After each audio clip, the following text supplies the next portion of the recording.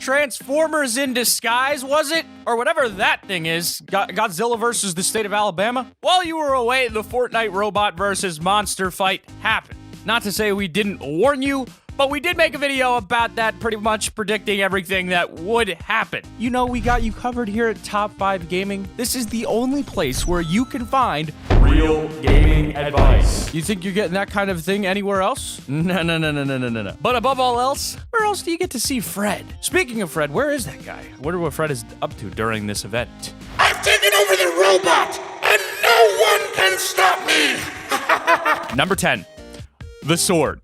During the final showdown, the monster seemed to be winning the battle until the robot used Loot Lake's power to knock it down, and then it walked towards Neo Tilted. Just before the battle, the Singularity statue at Neo Tilted had gained blue lights around its base, and some players were speculating what the statue was about to do. Well, they found out when the robot grabbed the statue and pulled it from the ground, revealing the whole thing to be a giant energy sword. With this, the robot struck the monster in the head and won the battle. Now, I bet you didn't realize, but the sword was in front of us the entire time. Neo Tilted was added at the very start of Season 9, and if you pay close attention to the layout of the area near the statue, you might just spot a certain something. That's right, the Neo Tilted Lake is designed in the shape of the sword. Epic was hiding it in plain sight this entire time, and not a single soul noticed. Some players first saw this and thought it was a rocket or something, and most people didn't even pay attention to the odd shape of the lake until after the statue was removed. I didn't even notice that it was meant to reassemble anything. I just thought Epic wanted to make the lake look cool.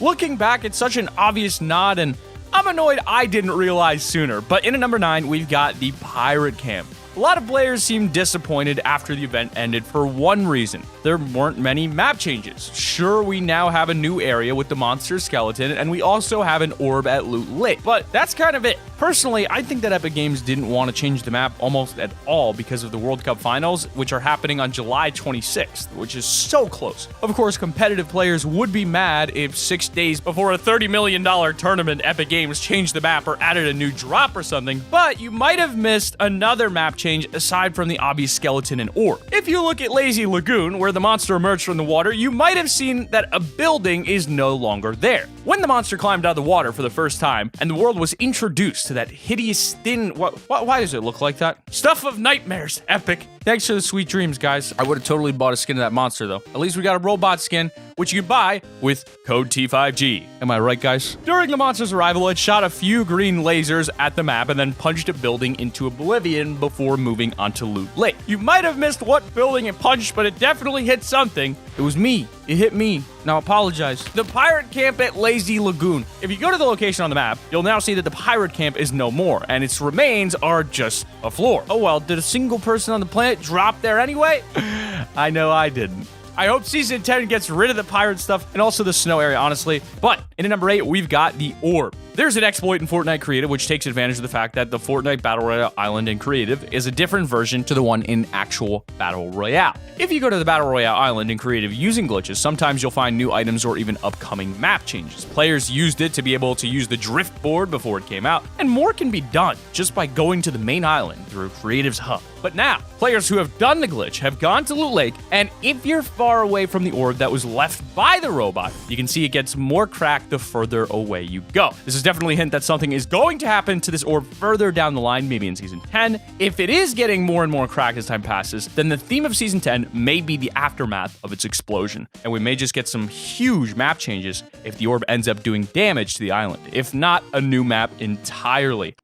Number 7, the Nexus Orb Stages. Immediately after the final showdown event was finished, leakers jumped into the files to see what else they could find now that the event was over and the future of the island was once again a mystery. Leaker Fort Tory found 3 particles in the event files, which seem to be some sort of stages to Loot Lake's Nexus Orb. There are currently 10 days until Season 10 begins, and leading up to those days, we'll probably be seeing the orb go into these stages very soon. It's currently on Stage 1, which is a simple pulsing and some other movements around the orb. orb. In Stage 2, the pulsing in smoke is expected to get much faster and more frequent. Stage 2 will probably happen very soon. In fact, it might already be on Stage 2 by the time you're watching this video. Then it should end on Stage 3 unless there are more stages to be leaked. Stage 3 will have the pulsing and smoke at its highest point, with lines trailing everywhere. The files are called Catus Dogus Destabilized, so as if it weren't obvious before, the orb is guaranteed becoming more and more unstable. We'll have to see what it ends up doing and if anything actually happens before Season 10, but unfortunately, we might see what happens to the orb during a cutscene instead of an in-game event, similar to the cutscene for the meteor in Season 4, destroying Dusty Depot and more areas. Number 6. Nature is taking over the skeleton. The skeleton of the Catus monster that was defeated during the battle has been on the map ever since the event, but something has been happening to it. Over time, the skeleton is being taken back by nature, the very thing it sought to destroy. You can actually spot it happening in real time if you go back and watch the skeleton in a replay file. As each hour or so goes by, more moss and stains grow on the skeleton. Some players predict that this is hinting at Season 10's theme being time travel. The orb being damaged may be messing with time and speeding it up. This theory is backed up further by the Season 9 Overtime Challenge rewards, where there's an Old Man Bunker Jonesy skin. That's just purely speculation, but it could be true. I mean, how would grass and nature have grown so quickly when it's only been a day since the event? Maybe time is moving faster than usual, and we might be blasted even further into the future in Season 10. Or maybe something will happen that blasts the map into the past, or even an old season. Maybe time will end up colliding, and Season 10's map will be previously removed locations placed together with brand new points of interest, a mashup of old and new. Not only that, but there are weird noises coming from the sword inside the skeleton, and in the overtime challenges, the Stratus skin is a younger version, and he has time on his arm. I mean, come on. Number 5, be a dentist. So this is a little bit of a weird one. By now, most people are arguing that there's no real reason to land near the creature's skeleton. There's barely any loot, and you're out in the open with this weird thing. Well, there's one thing you might not have noticed, and it is that you can actually get materials from a certain part of the skeleton. The monster's teeth are actually mineable, and with your pickaxe or pickaxes, you can gain materials from harvesting the teeth. Now, albeit, that's still not enough of a reason to land there, but you might have missed the fact that some parts are actually breakable, and you can leave the robot looking like a grandma with no teeth and get some mats out of it in return. Number 4.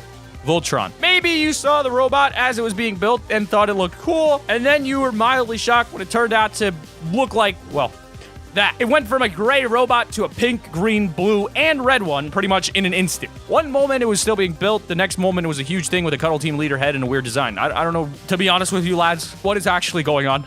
But what if this design wasn't as weird as you thought? Or think? What if it was actually an Easter egg or more of a nod to something else? Similar to the item shop skins and emotes, the robot is actually based on Voltron. It's an assumption, but it looks just like it's based on Voltron. Look at it.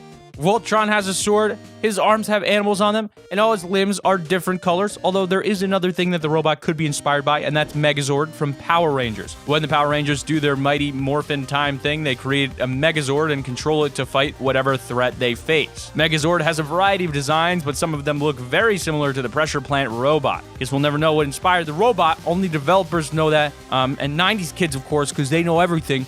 Number 3.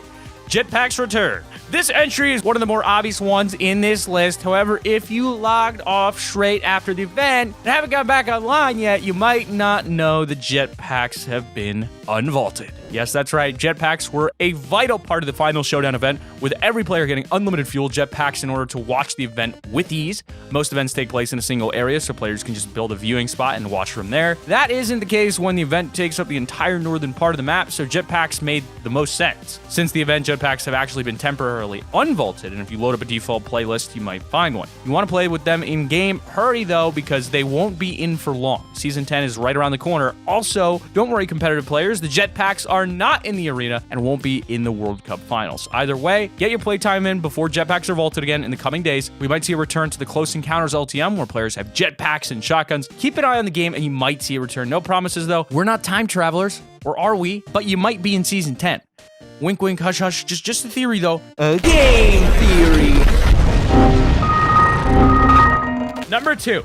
Map changes. I actually brought this up earlier, but there weren't many map changes as a result of the final showdown. I mean, you'd expect more from two giant beings fighting each other with missiles, lasers, swords, or powered sucker punches, but no, nothing really changed after the event landed. I'm seeing a pattern in that players are wanting events to destroy locations and create huge map changes. That seems to be something people are wanting. Do you want events to be like that? Let us know in the comments. The volcano and unvaulting event was praised by many people because it destroyed the two most popular drops on the map, Tilted Towers and Mega Mall. But a lot of people were disappointed with the monster versus robot event because nothing really was changed at all. If you're one of those people, here's something you might have missed. The World Cup Finals will be starting on July 26th and will put competitive players against one another to try and win their share of $30 million in prizes. Of course, Epic Games aren't going to remove the massive locations or change the map just before a major event. It's all about perspective with these things, and Season 10 begins on August 1st, which is after the World Cup Finals have ended. We're going to see massive changes with Season 10, or we may even see a new map entirely. But at number 1, we've got the Nexus. Fortnite's story is crazy. We know, sometimes it barely even makes sense, but at the end of the day, every single live event has been connected with one another. In Season 6, the cube exploded, and before its demise, it dropped a piece of itself into Loot Lake. After the butterfly event, Loot Lake was eventually turned into a vault of sorts, presumably keeping the cube hostage until it was stable. The vault was finally opened in Season 8, and players who entered it found a huge nexus, which had a gigantic orb of power inside. They didn't have time to investigate, however, because the volcano erupted, and players drew their attention to that, we now jump to the end of Season 9, and right now, the robots smashed the vault at Loot Lake and grabbed an orb of power from inside, then dropped the orb and used the power to sucker punch the monster across the map. Now, a lot of players put the dots together and kind of threw that the orb the robot used was the same orb as the one in the unvaulting event, but some players might have forgotten about the Nexus orb being inside the vault in Season 8. It's pretty cool that everything is connected though, especially when you realize Kevin the Cube exploded just to help the island 3 seasons later and wielding his power against a huge Godzilla-like monster. The storyline continues. If you guys are getting into the competitive scene, you may want to know how players are cheating, to report them, to get them out of games, and in turn get them out of competitive games. Just spread awareness, that kind of thing. Click the annotation on screen right now to see our video on the top 5 ways people cheat on Fortnite.